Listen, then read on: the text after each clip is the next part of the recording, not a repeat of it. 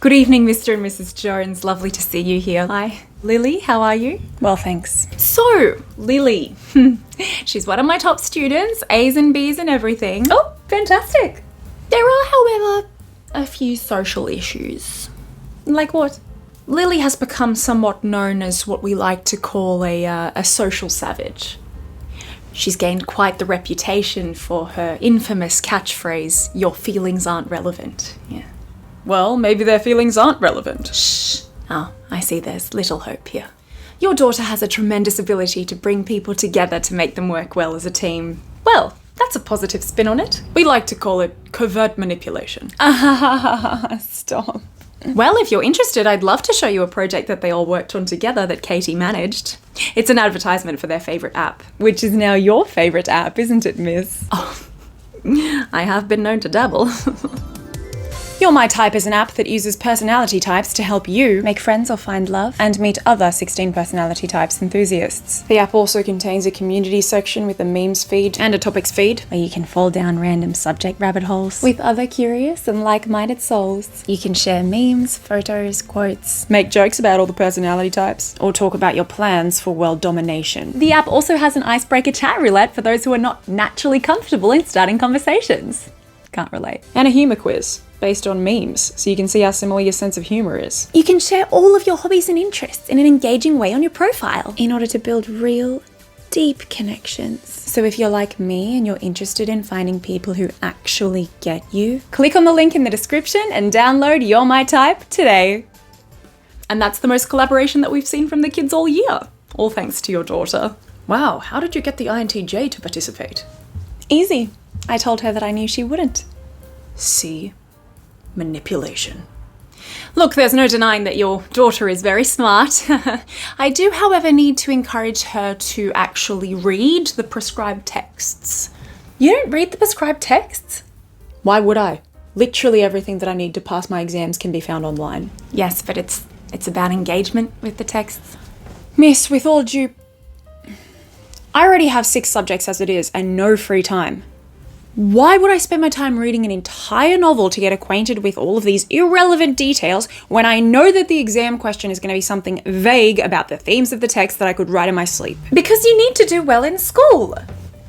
Am I not doing well? She's topping the class. So why would I read the texts?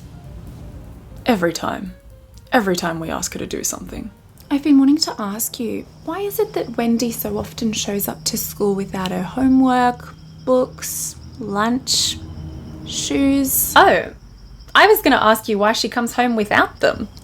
I fed and housed a lot of animals this term. Just wait till you see my art project. Does that have anything to do with why my hairdryer has gone missing? We filmed a music video and we needed a wind machine. Your son is what we in the profession like to call a public nuisance. What a coincidence. That's the term we use for him at home, too. The problem is, however, he keeps passing his exams with flying colours, without even completing any of the classwork, so I can't do anything about it. Darn right you can't. Do you feel like maybe putting your hair up, Jimmy? It's part of school uniform protocol, as I've told you 700 times. Nah. I don't feel like it. You literally have a hair tie on your wrist.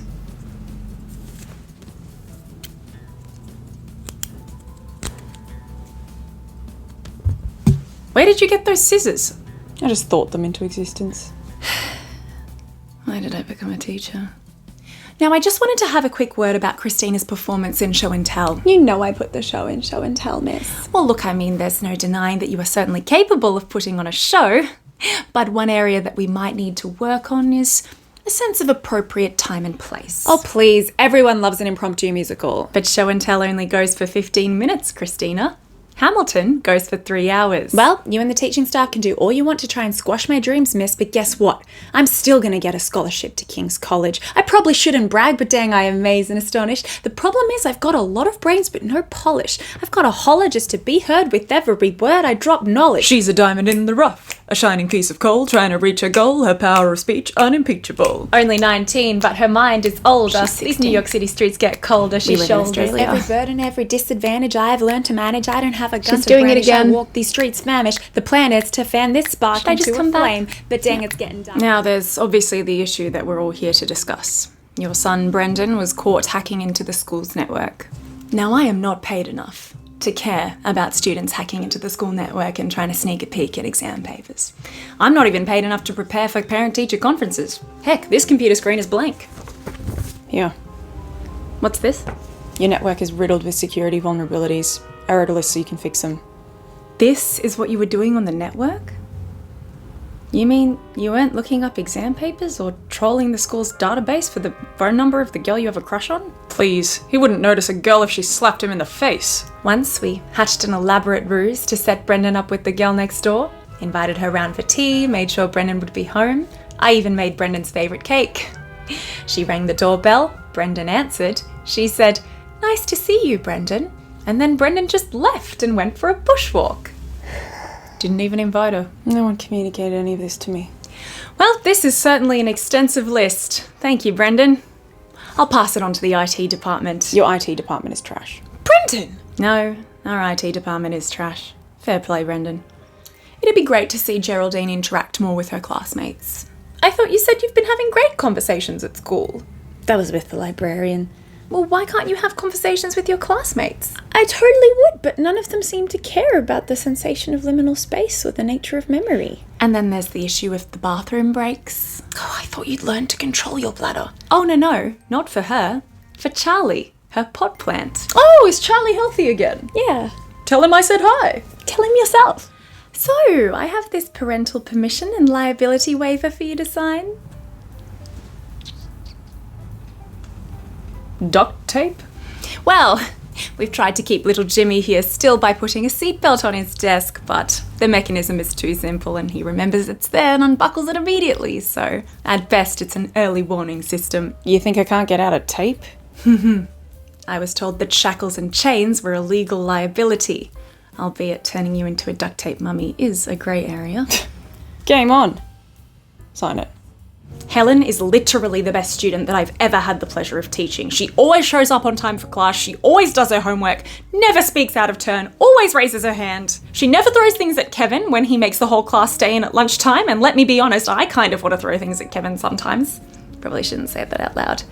She tidies her desk without prompting, and her handwriting, her handwriting is such a thing of beauty. I'm so sorry. I'm so sorry. It's just getting to the end of term and I don't want to lose her. Oh, that's so lovely. Helen, say something, darling. I'm sorry, would you like a tissue? Yes, I wouldn't mind a tissue. I've got something in my eye, you see. Gerald, keep it together. I'm a man with feelings, Gertie. Cry it out, Dad. Yeah, cry it out. Well, this escalated in a slightly chaotic but unexpectedly wholesome way. It's not that I don't like you, Jill Jr., it's more that you keep undermining me in class by correcting my spelling and grammar. Well, if there was nothing to correct, I'd have nothing to say. See? I know she's not trying to be disrespectful, but this is kindergarten. The other children don't understand the social nuances at play here. Well, forgive her for expecting you to understand the nuances of the language you supposedly speak. Jill Jr. was showing me your Twitter page this morning, and let me tell you the amount of grammatical errors that I found. Just because the software allows you to post something doesn't mean it's right. Father, please, your text messages are far from perfect. Ouch. Hurts, doesn't it? So my parents have been really struggling to provide me with the support that I need in my studies, but they've also been struggling to support each other in their marriage. No, Kaylee, this is not couples therapy. She pulls that one on you too, does she?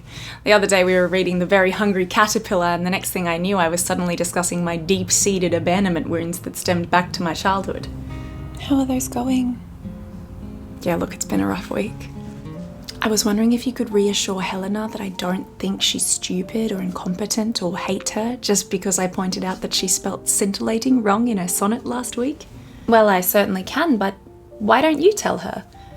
Last time I approached her in her post-critiqued healing period, She disappeared for 7 days. We all thought that perhaps she'd left school, but it turns out she was just at a spelling retreat. Ironically, that meant that she fell behind on grammar, so when she came back I had to correct her grammar, thus restarting the whole cycle. I figured it might just be easier for her to hear it from you. Okay. Why don't you come out from under the table, darling? Now, you don't have to tell me that Hildegard here is an excellent student in terms of her marks. No, indeed, I can read that on her report card. There's a but in your voice, though. Well, there are some concerns about her attitude. You see, we suspect that she might have been responsible for writing, illustrating, printing and distributing this anonymous satirical magazine that appeared in random spots around the school. Now, just quietly, the staff think that it's hilarious. The principal nearly died laughing at the parody of the school song. But the thing is, it just wasn't terribly appropriate for school. Institutions need to be respected, you know? And it was in the middle of exam week when she did it. But how do you know it was Hildegard?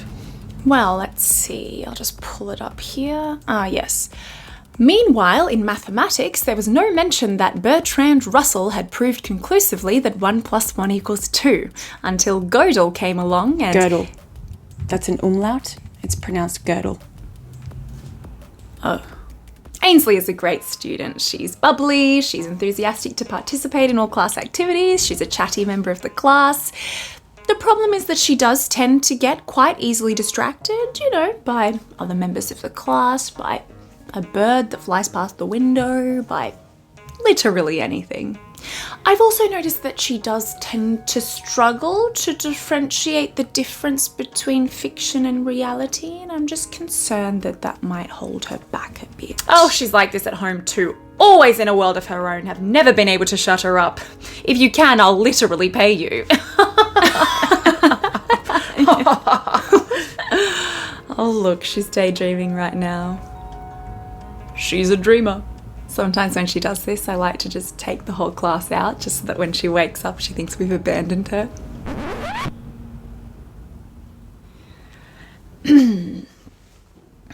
Any questions? Yes. She has top marks in English literature, chemistry, and business studies. Well done, you should be very proud. Have a nice day. Is something the matter? I'm just trying not to look at her in the eyes. Last time I did, I think she legitimately stole my soul. Actually, I didn't need to. You sold it yourself when you decided to become a peon of the education system. Yep, this is why I've got my therapist on speed dial now. You think that's hard? Try having 16 kids all around the same age with completely different personalities. Oh my goodness, finally you brought that up. I have to ask, how the heck do you do it? I too have my therapist on speed dial. Also, this world isn't real. We're in a script. What does she mean? There's no point in me trying to explain it. I'll just get cut off again.